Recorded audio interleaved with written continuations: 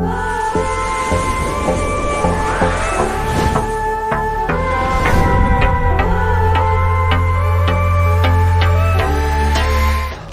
नमः शिवाय। मैं हूं एस्ट्रोलॉजर के सिन्हा और मैं अपने YouTube चैनल पर आप सभी का हार्दिक स्वागत करता हूं। अंतिम लगन मीन लगन का 2021 कैसा बीतेगा, आइए हम इस वीडियो में समझते हैं। इस वीडियो को स्टार्ट कर दूं इससे पहले बता दूं कि जितने भी मेरे प्रोडिक्शन होते हैं that is totally based on ascendant. लगन को आधार मानकर ही इसको चेक करना चाहिए, और लगन अगर आपका नहीं पता है तो जब मैं प्रोडिक्शन दूंगा तो बगल वाले फ्रेम में आपको एक चार्ट दिखाई देगा। आपको अपना जन्म चक्र ओपन करना है और अपनी जन्म कुंडली को मैच करना है। अगर आपके नंबर उसी नंबर में है जहां पर कुंडली में डिस्प्ले में दिया जा रहा है तो निश्चित रूप से जो आपका लगन है वो मीन लगन है। तो मीन लगन अगर आपको पता है तो मेरे सारे ही वीडियोस क्योंकि लगन के बेस्ड होते हैं, इसको आप ज़रूर चेक कीजिएगा। और जो राशिफल होता है, देखिए दैनिक राशिफल जो होता है चंद्रमा की गति पर होता है। साप्ताहिक राशिफल में भी चंद्रमा की गति और साथ में कुछ ग्रहों का राशि परिवर्तन, जैसे बुध का शुक्र का राशि परिवर्तन बहुत जल्दी हो जाता है। तो इनको दैनिक में, मासिक में, साप्ताहिक में ऐड किया जाता है। लेकिन अब जैसे सूर्य की बात किया जाए तो 360 दिन में हर महीने लगभग सेम पोजीशन पे पहुंच जाते हैं। जैसे 14 जनवरी की बात किया जाए तो मकर संक्रांति लगभग उसी के आसपास पड़ती है। तो बहुत ज़्यादा इसका जो प्रभाव होता है वो सूर्य की संक्रांति चेंज होने पर ग्रहों के साथ उसका क्या प्रभाव होता है वो सूर्य के राशि परिवर्तन में आप लोगों को बता दिया जाता है।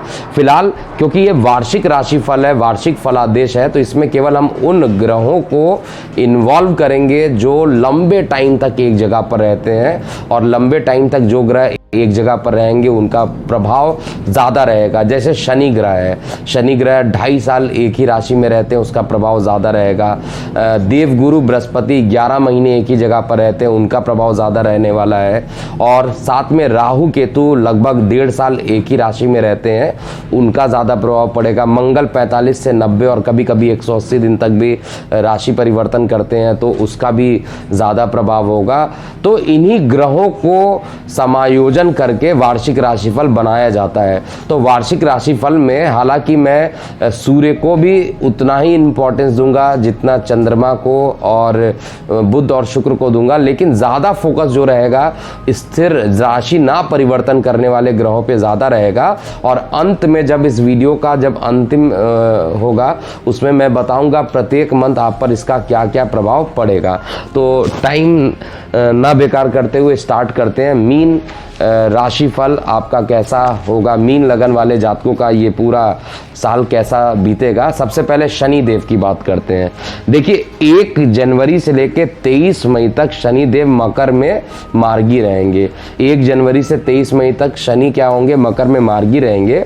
शनि देव हालांकि देखिए आपका और शनि ग्रह में यानी आपके लग्नेश देवगुरु बृहस्पति और शनि में शत्रुता नहीं होती है, लेकिन मित्रता भी नहीं होती है। ये वैचारिक, ये तात्कालिक मित्र हो सकते हैं लेकिन परम मित्र नहीं होते हैं, और साथ में शत्रु भी बन जाते हैं। लेकिन यहाँ पर मैं जो बताना चाहता हूँ आप सभी लोग इसको नोट भी कर लीजिएगा कि मीन लगन में एक ये उदासीन ग्रह माना जाता है। तो जो प्लेसमेंट होती है उस प्लेसमेंट पर डिसाइड होता है कि अच्छा परिणाम देंगे या खराब, क्योंकि आपका जो लग्नेश है वो इस समय गोचर में नीच का चल रहा था और शनिदेव ने उनका नीच भंग किया है। तो यहाँ पर शनिदेव भी कुछ मिक्स्ड रिजल्ट ही देने वाले हैं।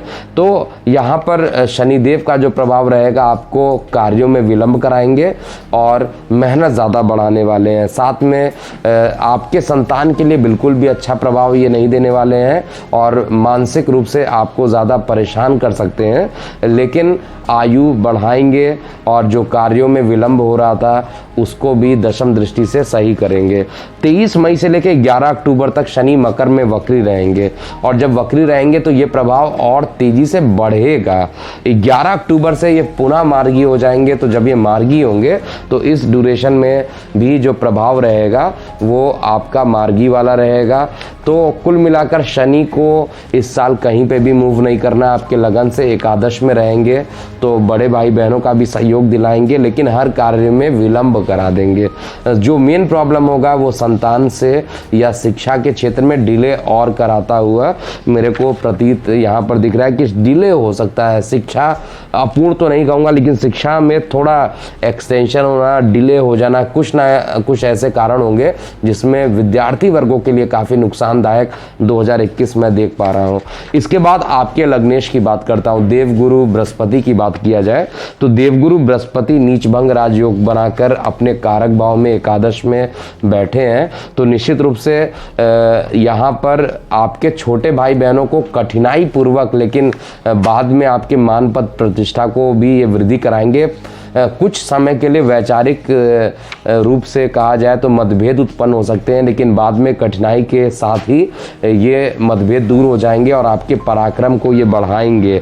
उच्च दृष्टि से जो संतान को देख रहे हैं और विद्यार्थी वर्गों के स्थान को देख रहे हैं, ये वो समय रहेगा जब पुत्र का जो गर्भवती महिलाएं हैं और उनका लगन मीन लगन है तो उनके लिए ये गोचर में 50% तो ये फल पुत्र के होने का ज़रूर बना रहा है। लेकिन अगर आपकी कुंडली में योग पुत्री का है तो वो बनेगा। तो यहाँ पर एक पुत्र की संभावना भी गोचर में बना रहा है। मानसिक जो परेशानियाँ शनिदेव जितना निगेटिव कर रहे हैं उतना ही लग्नेश आपको पॉजिटिव करेंगे और मन धार्मिक हो सकता है। धार्मिक ग्रह होता है तो धर्म के प्रति झुकाव आपका बढ़ सकता है और साथ में आपके जिनके विवाह नहीं हो रहे थे उनके विवाह में भी एक नई किरणें यहाँ पर उत्पन्न होंगी, जिससे कि विवाह में एक लाभान्वित हो सकते हैं। विवाह जिनके नहीं तय हो रहे थे उनके विवाह 2021 में तय होने की संभावना भी 1 जनवरी से 6 अप्रैल तक गुरु मकर में जब तक रहेंगे ये करेंगे अपना प्रभाव। 6 अप्रैल को गुरु का कुंभ में प्रवेश हो जाएगा तो अकस्मात आपका लग्नेश द्वादश में चल जाएगा। द्वादश में जाकर आपको काफ़ी मेहनत करा देगा। ट्रैवलिंग आपकी बढ़ जाएगी, आपके रोग ऋण शत्रु खत्म हो जाएंगे, लेकिन अकस्मात कोई दुर्घटना हो सकती है और किडनी या लीवर का जो स्थान है वहाँ पर समस्याएं भी उत्पन्न होंगी। और माता को जो प्रॉब्लम चल रही थी, माता के प्रॉब्लम में जो माता की जो प्रॉब्लम है वो ख़त्म हो जाएगी। माता से सुख की अनुभूति आपको मिलेगी। और जो लोग विदेशों में परमानेंट रेसिडेंसी के लिए अप्लाई करना चाहते हैं इसी पीरियड में वो अप्लाई कर सकते हैं। जब गुरुदेव कुंभ में रहेंगे तभी आपको अप्लाई करना चाहिए पीआर के लिए। और इसी ड्यूरेशन में जब कुंभ में जैसे ही गुरुदेव पहुंचेंगे, देवगुरु बृहस्पति पहुंचेंगे, वैसे ही आपको थोड़ा सा यहाँ पर स्थान परिवर्तन का योग भी बन जाएगा। 14 सितंबर 2021 को गुरु मकर में वक्री होंगे, 18 अक्टूबर में पुनः मार्गी हो जाएंगे और 20 नवंबर को ये कुंभ में चले जाएंगे। तो जब ये मकर में जाएंगे तो मकर वाला परिणाम जैसा बताया है वही मिलने वाला है और जब ये कुंभ में जाएंगे तो कुंभ वाला परिणाम मिलेगा। इसके अलावा मंगल ग्रह, क्योंकि 45 से 90 दिनों तक और कभी कभी 180 दिनों तक भी इसका राशि परिवर्तन हो जाता है। तो यहाँ पर मंगल ग्रह 22 सबसे पहले 1 जनवरी से अगर बात किया जाए, 1 जनवरी से लेकर 22 फरवरी तक मंगल मेष में रहेंगे, लगन से द्वितीय स्थान पर रहेंगे। अत्यंत योग कारक रोचक नाम का पंच महापुरुष योग बनाएंगे, लेकिन वाणी को ज़्यादा ही कठोर कर देंगे, जिससे कि परिवार में विवाद होने की संभावना भी रह सकती है। कुछ माइनर एक्सीडेंट की संभावना भी यहाँ पर मंगल देव बना रहे हैं, लेकिन भाग्य में उन्नति करेंगे। भाग्य से शेयर सट्टा से आपको लाभ भी यहाँ पर मिलेगा। और जब भी शेयर सट्टा की बात आती है, डिस्क्लेमर हमेशा दे देता हूँ कि अपनी कुंडली का विश्लेषण करा कर ही आप इसको कीजिए, क्योंकि ये लगन का फल है और करोड़ों लोगों का लगन जो है वो मीन होगा। क्या सभी को शेयर सट्टा में लाभ मिलेगा? आपकी कुंडली की क्या दशा है, कुंडली की क्या स्थिति है और गोचर, इन दोनों को जब तक हम चेक ना कर ले तब तक नहीं बता सकते हैं कि 100% लाभान्वित होगा। परंतु गोचर में 50% तो ये लाभान्वित आपको करने वाला है और धन के संचय में ये काफ़ी अच्छा काम करेगा। 22 फरवरी से 14 अप्रैल को मंगल वृष में चले जाएंगे और मंगल का वृष में जाना, अपने कारक भाव में जाना मेहनत बढ़ा देगा, पराक्रम आपका बढ़ेगा, नाम पद प्रतिष्ठा बढ़ेगी। और छोटे भाई बहनों के साथ हालांकि मतभेद की स्थिति भी रहेगी, क्योंकि भले ही शत्रु क्षेत्री जा रहा है लेकिन कारक भाव में जाने से कारकत्व को बढ़ाएगा और शत्रु हंता बनकर यहाँ पर आएंगे, शत्रु यहाँ पर आपके खत्म हो जाएंगे। धार्मिक यात्राएं हो सकती है और छोटी मोटी यात्राएं करने से आपको लाभ भी मिलेगा और व्यापार या कार्य में उन्नति के योग भी हैं। और विशेष रूप से उन लोगों के जो लोग इलेक्ट्रिकल इंजीनियरिंग से रिलेटेड जुड़े हुए हैं या जो लोग इलेक्ट्रिसिटी से रिलेटेड काम करते हैं उनके लिए ये टाइम काफ़ी अच्छा रहेगा। 14 अप्रैल से 2 जून तक मंगल मिथुन में रहने वाले हैं। शत्रु क्षेत्री रहेंगे, माता से विवाद, और साथ में शत्रु क्षेत्रीय दृष्टि से देखेंगे तो जीवन साथी से विवाद होने की संभावना रहेगी। लेकिन नौकरी व्यवसाय में यहाँ पर ये अच्छा परिणाम देंगे और उच्च दृष्टि से इनकम को देख रहे हैं तो नौकरी व्यवसाय और इनकम के लिए ये टाइम ये अच्छा देंगे। 2 जून से 20 जुलाई तक ये बिल्कुल भी आपके लिए अच्छा टाइम नहीं रहेगा, क्योंकि आपके एक तो भाग्य के नवम त्रिकोण के मालिक है और एक द्वितीयेश हैं, दोनों ही नीच का होकर आपके पंचम में जाकर बैठ जाएंगे तो मानसिक पीड़ा अचानक बढ़ जाएगी। विदेशों में भी परेशानियां उत्पन्न, विदेश में अगर आप पीआर के लिए अप्लाई कर रहे हैं तो वहां पर रिजेक्शन होगा, रिजेक्ट हो जाएगा, और साथ में स्थान परिवर्तन चाहते हैं तो उसमें भी कुछ ना कुछ रुकावट हो जाएगा। बड़े भाई बहनों का सहयोग जरूर मिलेगा। नौकरी व्यवसाय में कोई निगेटिविटी नहीं दिख रही है, लेकिन एक दुर्घटना के योग भी इस मंथ में दिखाई देंगे। 20 जुलाई से लेकर 6 सितंबर तक मंगल सिंह में रहेंगे। सिंह का मंगल आपके लिए काफी अच्छा परिणाम देगा। नौकरी व्यवसाय के लिए आपको काफी दौड़ाएंगे भी ये, लेकिन आपके कार्य में और व्यापार में उन्नति के साथ, अगर देखिए किसी को दौड़ना हो और पता हो कि आपको फल मिलेगा और पॉजिटिव मिलेगा तो ऐसा हम लोग कहेंगे सार्थक रहा ये परिणाम। तो यहाँ पर सार्थक रहेगा, विदेशों से भी लाभान्वित करेंगे और साथ में आपकी मानसिक समस्याओं को भी खत्म करेंगे और धर्म के प्रति झुकाव भी यहाँ पर बढ़ेगा। थोड़ा सा पिता को कष्ट यहाँ पर जरूर हो सकता है, क्योंकि पिता की दृष्टि, पिता को चौथी दृष्टि से देख रहे हैं और खुद रोग में जाकर बैठे हुए हैं। 6 सितंबर से 22 अक्टूबर तक मंगल कन्या में रहेंगे। ये वो समय रहेगा जब काफी ज्यादा विवाद की स्थितियों से आपको गुजरना पड़ेगा और यहाँ पर जीवन साथी से विवाद होने की संभावना ज्यादा है और वाणी ज्यादा निगेटिव हो सकती है, कटु वाणी हो सकती है, जिससे कि परेशानी उत्पन्न हो सकती है।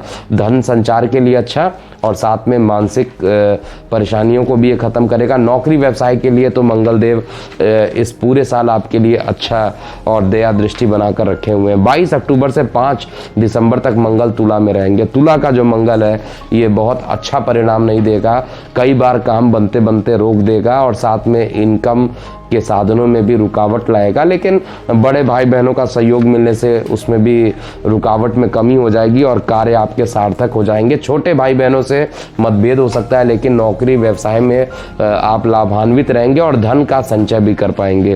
5 दिसंबर से वर्ष के अंत तक मंगल वृश्चिक में रहेंगे। रोचक नाम का पंच महापुरुष योग बनाएंगे, तो निश्चित रूप से यहाँ पर लंबी दूरी की यात्राएं हो सकती हैं, विदेश यात्राएं हो सकती हैं और विदेश यात्राएं करने से आप लाभान्वित होंगे। हालांकि इस समय मानसिक समस्याएं भी उत्पन्न हो सकती हैं, माता को भी परेशानी उत्पन्न हो सकती है और भूमि वाहन मकान में भी कुछ डिस्प्यूट उत्पन्न हो सकते हैं। छोटे भाई बहनों से भी कुछ मतभेद की स्थिति हो सकती है। फिर पूरे वर्ष राहु और केतु की बात किया जाए तो राहु वृष में रहेंगे और केतु वृश्चिक में रहेंगे। तो राहु का वृष में बैठना अत्यंत योग कारक मानूंगा। नाम बढ़ेगा, मान पद प्रतिष्ठा आपकी बढ़ेगी, छोटे भाई बहनों का सहयोग मिलेगा, पराक्रम आपका बढ़ेगा और साथ में मतलब जिनके विवाह नहीं हो रहे थे, मीन लगन वाले जातक, उनके विवाह की भी संभावना पूरे वर्ष राहु बनाकर रखेंगे। हालांकि धर्म के प्रति आपका मन हटाएंगे, धार्मिक प्रवृत्ति से आपको भ्रमित कर सकते हैं, भ्रम के कारक होते हैं, लेकिन बड़े भाई बहनों का भी आपको सहयोग मिलेगा। भ्रमित होने के कारण पूजा पाठ का छोड़ देना ये आपके लिए निगेटिव भी हो सकता है, इसलिए पूजा पाठ आप मत बंद कीजिएगा। केतु जो रहेगा वो खुद धर्म के स्थान पर बैठा हुआ है, तो पिता को कुछ परेशानियां उत्पन्न कर सकता है, पिता को कष्ट यहाँ पर दे सकता है, साथ में आपको मानसिक कष्ट दे सकता है, छोटे भाई बहनों से भी तनाव और कुल मिलाकर केतु की जो पोजीशन है वो पूरे साल आपको परेशान करके रखने वाली है। तो ये था ग्रहों की स्थिति। तो प्रत्येक ग्रहों का, जो इंपॉर्टेंट ग्रहों की बात की जा रही है, उनकी स्थिति मैंने यहाँ पर स्पष्ट कर दी है।